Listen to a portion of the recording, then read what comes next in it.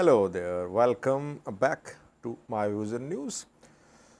Some news stories. Firstly, rumors are going around, rather, it's being reported by some Amharic news sources that a top Ethiopian businessman came under attack today.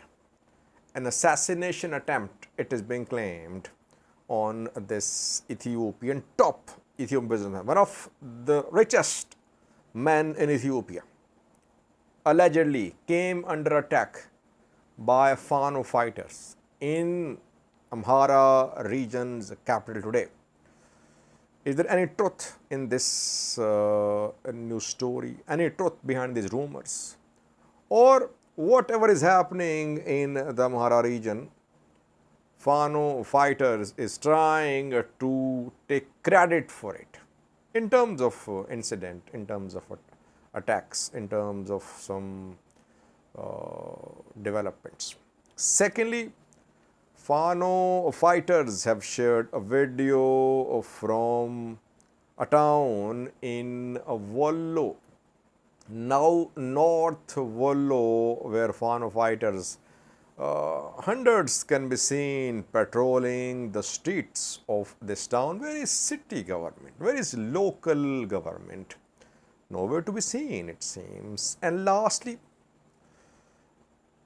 around a week ago, two Ethiopian news outlets claimed, private obviously, that PM Abiy in a private talk at a meeting with Ethiopian businessmen said that Ethiopia would take a port through negotiations or by force in a neighboring country. I did a small video on that. I said PM Abiy was unlikely to have said this type of thing.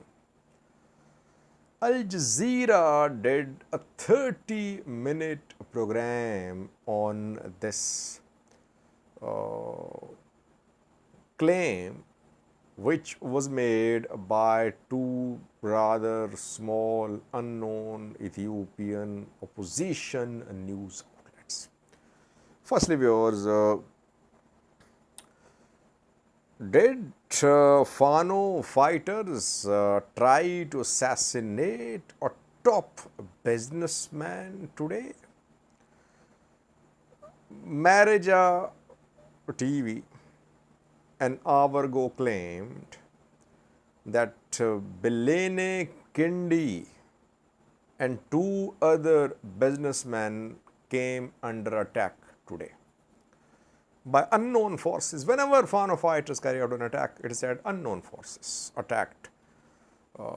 Fano fighters never claim responsibility for assassinations. So, Marija TV reported that Belene Kende was traveling in Bahirdar, and in Kabele 15, his vehicle was fired at. He was not alone. There were two other people with him, Kasahun, Carlos and Aline. And Marija claimed that Belene Kende survived, though it said that gunshots were being heard in the area. Big news, obviously, it was. So then I tried to contact people about verification. Belene Kende is one of the richest men in Ethiopia. Connections with governments. Businessmen always are on good terms with governments. No businessman can work if he is not on good terms with a government of the country where his projects are based. So, businessmen's limitations are that they cannot be independent. They have to go with the governments. And Belene Kende and others supported war on Tigray. Back then, Ethiopian government wanted businessmen to support the war. funds were needed for Fano fighters, for Amhara forces, for ENDF, Meket and others. They supported government when government was collecting funds for war on Tigray. Now, when we're seeing insurgency in the Amhara region, again, Meket and others are with the government. They're not supporting Fano fighters. They cannot afford to support Fano fighters, because if they start supporting Fano factions, all their projects, factories will be closed. They lose all their assets. So they cannot go against government positions. That is why Fano fighters or some news sources accuse these businessmen that now they are working against Amhara interests. The same businessmen funded, supported Fano factions in 2022, 2021 especially. So rumors were being spread by Maraja TV that Meket came under attack today and two others. But what I learned from Bahirdar, Kabyle 15, there was no assassination attempt on any vehicle, on any people in a vehicle in Kabyle 15 today reportedly. Some sources say that this vehicle suddenly caught fire in Kabyle 15. So was there an attack on the vehicle, or was there some technical issue that the vehicle caught fire, something exploded in the vehicle, battery, etc. We don't know. But sounds of gunshots were not confirmed by anyone. That is why this Maraja TV's claim is unverified so far. No confirmation from Meket himself and no confirmation from the government too. Earlier I shared pictures with you. The pictures are from Congo, but Amhara activists were sharing the pictures. They are from Amhara region. The pictures showed weapons. Some Amhara activists were claiming that the weapons were captured by Fano fighters in the Amhara region, though the pictures were related to a conflict in Congo. So this type of reporting by Amhara news sources is damaging the credibility of those news outlets and activists who are backed by the Fano factions. You cannot spread rumors. If you spread rumors will be laid bare, I would say. They'll be exposed. And that damages the credibility of those who spread rumors. I think people should make corrections. If they report something which was incorrect, they should make corrections. So far, no confirmation of attack on Meket, but Maraja TV's reporting indicates that Fano factions are not happy with Amhara businessmen, with Meket. So we could see an attack on Meket if Fano fighters got an opportunity. This today's reporting by Maraja TV is very clear that Meket is being accused of working in collaboration with the government. Secondly, Fano fighters were seen a few hours ago in North Wollo. Hundreds of Fano fighters patrolling the streets of a town. No one there to stop them, freely patrolling the streets barefoot. They were seen in the town. They were seen moving around the town. It happened in Meket. Meket is in North Wollo. Meket is a warida, I think. There are some key places in Meket like Filakat, Garagar, Debrezabit, Wakata. Main towns in Meket are these three ones. Then nearby is Gashina too. Gashina is in Vadla warida. Meket is a separate warida. So Fano fighters were seen in Meket today. Hundreds of them where is city government? Where is police? Where is militia? Nowhere to be seen. Reportedly, Fano fighters entered city government building in Meket. No one stopped them. No one was there to stop them. We saw that in Vagaltana, in Gujjam, in Gondar too, that local administration, local police, local militia, they don't confront Fano fighters. So, where there is no ENDF, Fano fighters are free to operate. When ENDF comes, Fano fighters retreat from these towns and cities. But ENDF cannot be deployed in all towns, cities of the Amhara region. ENDF is an army, it's not police. So, it means ENDF cannot protect all city governments, zonal governments. ENDF can protect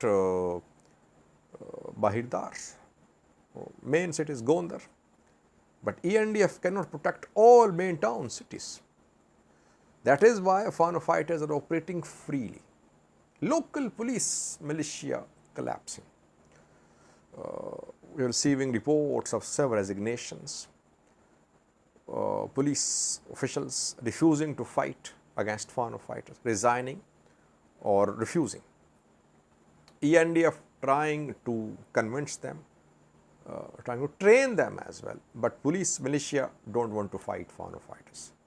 In most parts of the Amhara region, they're fighting only in those areas where ENDF is supporting them. ENDF failed to use police and militia as frontline forces. Police militia will only fight if ENDF is with them. If ENDF is at the back, police militia will not fight at the front. That is the case. And where there is no ENDF, obviously, police militia are not going to confront Fano fighters. That is what happened in Meket. Fano fighters freely moved around the town. They are still there, reportedly. Watch a clip from Meket showing the movement of Fano fighters there.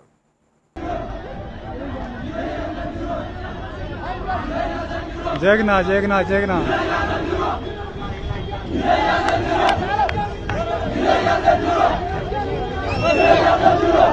Lastly, viewers, around a week ago, some Ethiopian news outlets, opposition news outlets, claimed that PM Abiy at a meeting said that, at a meeting with Ethiopian businessmen, said that Ethiopia would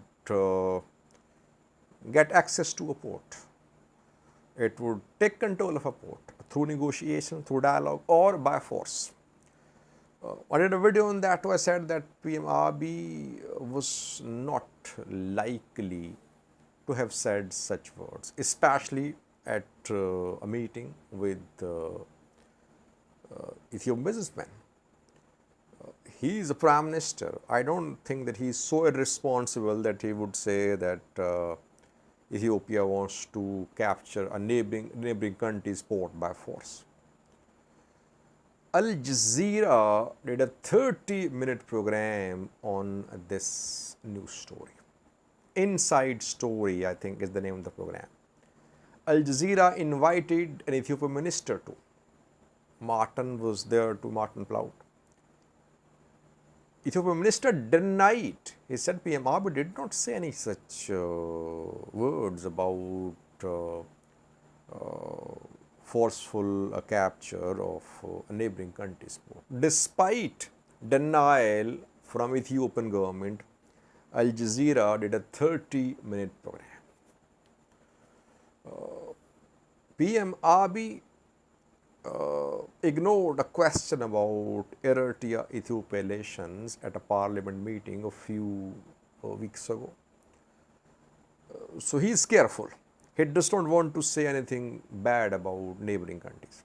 How can you expect, how can you claim that PM Abiy said that Ethiopia would take a neighboring country's port by force if negotiations failed?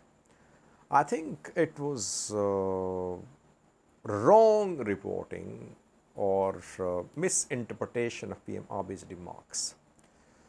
Al Jazeera should have not covered this type of news story, this type of news story which did not have any solid basis.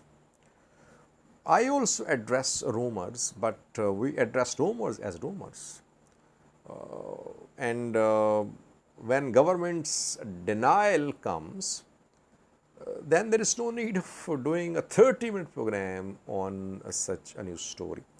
But maybe there are some forces, some lobbying firms which are working, which are using international media, which want Ethiopia to be at the loggerheads with some neighboring countries. That is why maybe they are behind this 30-minute program. But Al Jazeera's reporting has been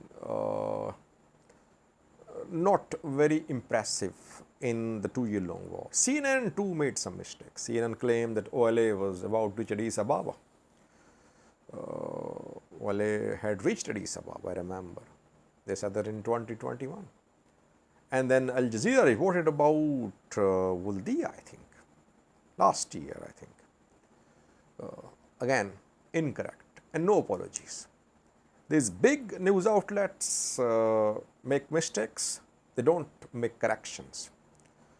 And sometimes selection of topics, selection of content is not independent and unbiased, it seems. Thank you for watching.